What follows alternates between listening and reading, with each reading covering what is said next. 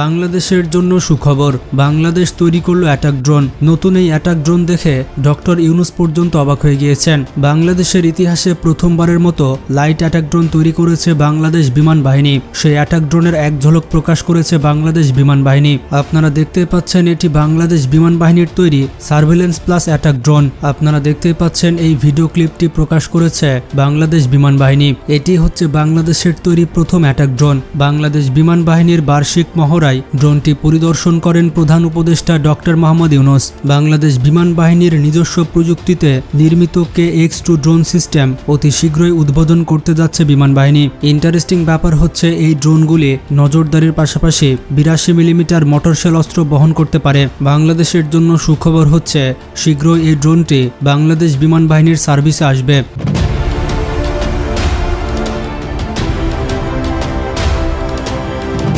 বাংলাদেশ বিমান বাহিনী মোট 3 টাইপের ড্রোন তৈরি করছে। 3টি টাইপের মধ্যে এটি হচ্ছে দ্বিতীয় টাইপ। বন্ধুরা, বাংলাদেশের আকাশ সুরক্ষা করার জন্য ড্রোন একটি কার্যকরী অস্ত্র।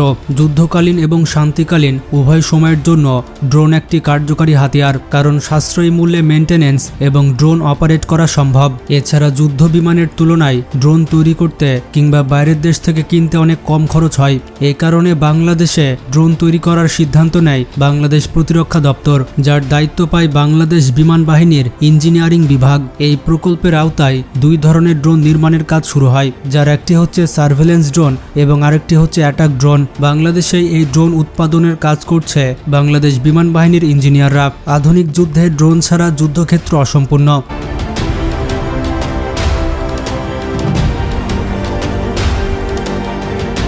হোক সেটা রাশিয়া ইউক্রেন যুদ্ধ, আর্মেনিয়া আজারবাইজান যুদ্ধ অথবা বর্তমানের হামাস ইসরায়েল যুদ্ধ, সব ধরনের যুদ্ধেই কিন্তু বিভিন্ন ধরনের ড্রোন ব্যবহার করা হচ্ছে।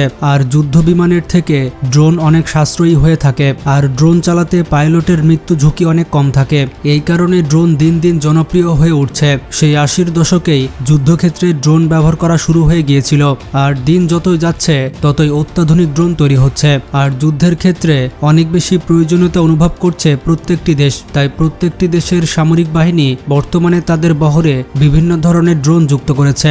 বাংলাদেশের সামরিক বাহিনীও এর ব্যতিক্রম নয়। গত বছর বাংলাদেশ সেনাবাহিনী তুরস্কের কাছ থেকে বাইরাক্তার TB2 অ্যাটাক ড্রোন ক্রয় করেছে। মোট 6টি TB2 অ্যাটাক ড্রোন বাংলাদেশ সেনাবাহিনীর সার্ভিসে রয়েছে।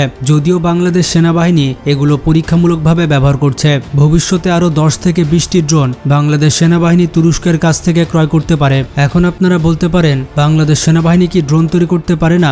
আর ড্রোন তৈরি করলে তার ক্ষমতা কতটুকু হবে? আর সেই সকল ড্রোন দিয়ে আমরা কি ভারত ও মিয়ানমারকে মোকাবেলা করতে পারবো?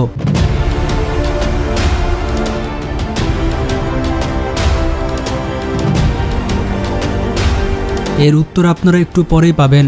পৃথিবীতে সবচেয়ে অত্যাধুনিক ড্রোন তৈরি করে থাকে হাতে গোনা 2 থেকে 3টি দেশ। এর মধ্যে 2টি দেশ হচ্ছে তুরস্ক এবং ইরান। তুরস্ক এবং ইরান বিভিন্ন ভেরিয়েন্টের অত্যাধুনিক সব ড্রোন তৈরি করে থাকে। তুরস্কের ভয়ঙ্কর ড্রোনগুলোর মধ্যে রয়েছে বাইরাক্তার TB2, বাইরাক্তার TB3 এবং বাইরাক্তার আকিঞ্চি ড্রোন। আর ইরানের অন্যতম ভয়ঙ্কর ড্রোনগুলি হচ্ছে আবাবিল, তারাস, কাফির এবং কামিকাজির মতো অত্যাধুনিক ভয়ঙ্কর ড্রোন। ইরান ড্রোন শিল্পে এতটাই এগিয়ে গেছে যে পশ্চিমা বিশ্ব ড্রোন তৈরিতে ইরানের ধারে কাছেও নেই। দক্ষিণ এশিয়ার দেশগুলোর কথা বললে দক্ষিণ এশিয়ার মধ্যে সবথেকে শক্তিশালী ড্রোন ব্যবহার করে থাকে পাকিস্তান এয়ারফোর্স। পাকিস্তান মূলত তুরস্কের তৈরি বাইরাক্তার আকিঞ্চি নামক এই ভয়ঙ্কর ড্রোনগুলো ব্যবহার করে থাকে, যেগুলো একই সাথে ভূমি এবং মেরিটাইম স্ট্রাইকেও সক্ষম।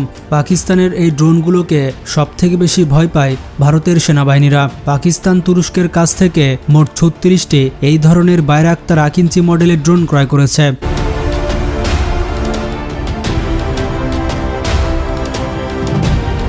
আর যদি বাংলাদেশের ড্রোনের কথা বলা হয়, তাহলে এই মুহূর্তে বাংলাদেশের কাছে 6টি বাইরাক্তার TB2 ড্রোন রয়েছে। এই TB2 ড্রোন যুদ্ধক্ষেত্রে ব্যাপক পারদর্শী।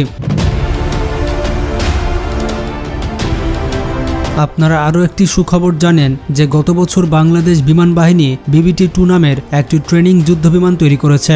বাংলাদেশের তৈরি BBT-2 সফলভাবে কিন্তু আকাশে উঠতে সক্ষম হয়েছে এবং এই ট্রেনিং যুদ্ধবিমান ছোটখাটো আক্রমণেও সক্ষম। বাংলাদেশের তৈরি প্রথম বিমান হিসেবে এটির কোয়ালিটি অনেক ভালো হয়েছে এবং বাংলাদেশ বিমান বাহিনী যখন এই বিমানটি উদ্বোধন করেছিল তখন তারা ঘোষণা করেছিল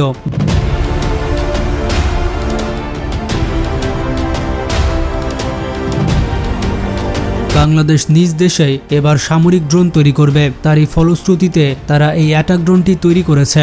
বাংলাদেশ যেহেতু পূর্বে কখনো অ্যাটাক ড্রোন তৈরি করেছিল না, তাই নতুন তৈরি এই অ্যাটাক ড্রোনটির ক্ষমতা কতটুকু হবে তা পরীক্ষার পরে বোঝা যাবে। বর্তমানে তারা শুধুমাত্র তাদের তৈরি অ্যাটাক ড্রোনের লুক প্রকাশ করেছে। তবে বাংলাদেশ বিমান বাহিনী এই ড্রোন তৈরিতে তুরস্কের সাহায্য নিয়েছে। তুরস্কের ড্রোন টেকনোলজি ব্যবহার করে বাংলাদেশ বিমান বাহিনী হয়তো এই ড্রোনটি প্রস্তুত করেছে।